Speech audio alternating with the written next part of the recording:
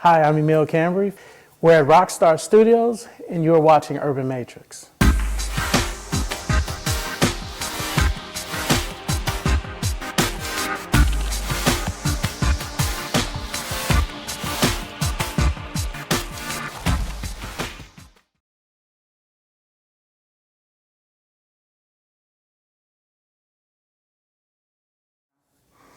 I'm born and raised in Chicago. I love Chicago.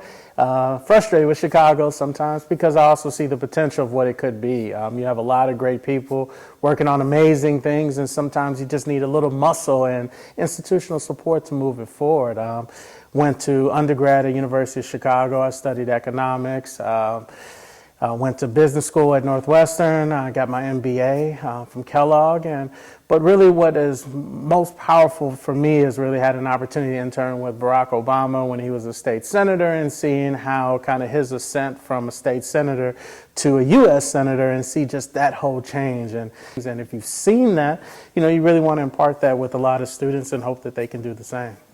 Founded Blue 1647 in August of 2013. Before that, I was a college professor. So I was teaching a lot of students, and really noticed that they needed jobs, opportunities, internships. And a lot of my minority students and women just weren't getting opportunities at the same rate as everyone else. And you started to see this shift take place in Chicago, where a lot of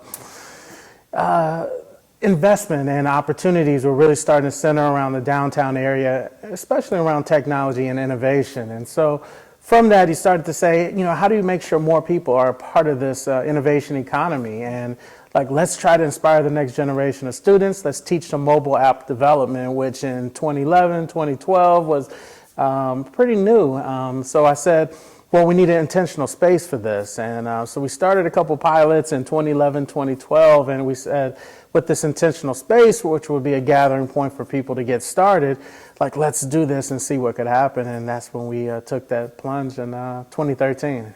We have just members of different areas, and we find ways to either integrate our programming to our base of students so that they can participate, but also some just rent it and use the space itself to be able to run their own programs as well.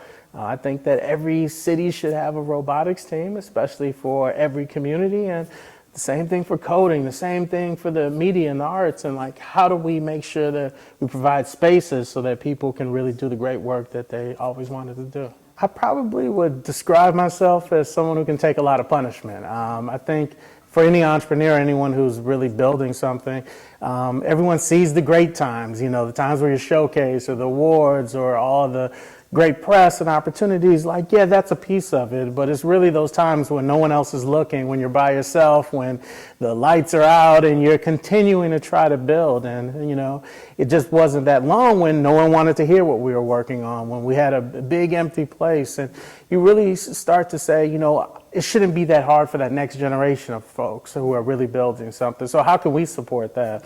And we do it through a couple different ways, some through teaching and through classes and workshops, others through intentional space, but also through collaboration and seeing how we can both work together to really try to accomplish both goals, and really mutually beneficial goals. So, we really take pride in the work that we do, but we also take even more pride in really inspiring others and seeing how they can help others along the way. We encountered a lot of obstacles really getting started. Even when we first announced that we were going to open, there was an article that came in Cranes that referenced what we were going to be doing and saying, why would you be trying to do this kind of work in this kind of area? So that was just one piece, and that's just, one piece of press that many people never read. But you talk about the institutional piece of it all, which is a challenge. You see that many people in the beginning didn't believe that these entrepreneurs or these young people who are building really can accomplish the things that they've been able to accomplish. So, that's another piece of it all. And also just getting people to believe in themselves. And what believing in themselves might be is someone who's saying, hey, I want to support this effort. I want to work with you. I want to collaborate. And, everybody needs that. Everybody needs help in some capacity. And it's our job to really find creative ways to do that. So that's, another piece, but also it's the funding piece of it all, and what I tell everyone is like, we are the entrepreneurs that we represent and support. You know, we are the ones still looking for funding and additionally finding creative ways to make sure that the fuel is still in the engine. And so we continue to do that. You know, it's a lot easier now than it was 2 years ago, 3 years ago, but it's still a challenge. And you start to see kind of what you've been able to do and what you've been able to do, especially given the resources. And you start to say, hey, if I had 10X, I'd do 100 times more. So, you know, those are challenges, but that's every entrepreneur. But I will say is it's forced us to be very creative. It's forced us to really evaluate why we're doing the work that we do, because, you know, when the return on investment is not as immediate as you had hoped it to be, you really start to go back and question, you know, like why you're doing this. And then you start to say, I'm doing this because if it's this hard for me, imagine for someone else who's trying to do this, who doesn't have the resources, who don't have the background that I've been very privileged to have. And you just want to keep fighting for it because you know that the story is much bigger than you, and you just hope that Chicago can be the place where this can happen. Doing entrepreneurship can be quite unhealthy at times. In the beginning, when we first got started, really didn't pay attention to those things. You don't sleep as much as you should.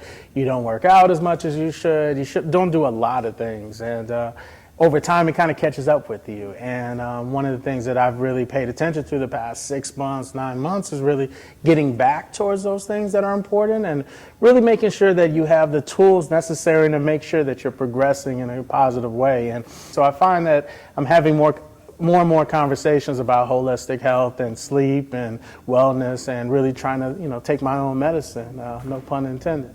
Yeah, I think technology can help you with your health, but also can hinder your health too, because once again, you have to learn to unplug at some point in time, and that's something I'm learning to do over time. You know, it's in the beginning, I was just kind of gung-ho and say, how do I get to the next step? But more and more, you're starting to realize, hey, I don't answer my work phone on Sundays, and that's my compromise. I'm going to try to take, even if it's a staycation once a quarter, just to get away and unplug. And you start to look at those kind of ways to just make sure that you're in it for the long run, because we need our entrepreneurs to be able to run the marathon, not a sprint. Two things I try to do for myself. One is talk to my family in some capacity. Because once again, you know, just life is so short and things happen. And as I've gotten older, you start to realize that like things happen, and, you know, really making sure you stay grounded and talk to your family and make sure that they're part of that journey too. The second piece of it is I always write down my goals for the day. I think the one thing that I do for fun, I don't get a chance to do it every single day, which is filmmaking. I just really always enjoy kind of writing and being able to think about stories and narratives. And although it's kind of turned professional in some capacities for certain circumstances, it's still something that I just think is fun, and it's a way of just exercising that other side of the brain and making sure that I, you know, feel like I'm, you know, taking what I think is a little bit of talent and trying to apply it in some capacity. Blue 1647 is really a collection of a bunch of different brands under an umbrella that allows us to attract a demographic that we feel is of need. So we created the 1919 Women in Tech program because we looked at our numbers and we just had, for every 3 guys, we had 1 woman participate. And you know, and trying to figure out how do we on-ramp more women into our programs, we created this program. And from that, now we're 50-50,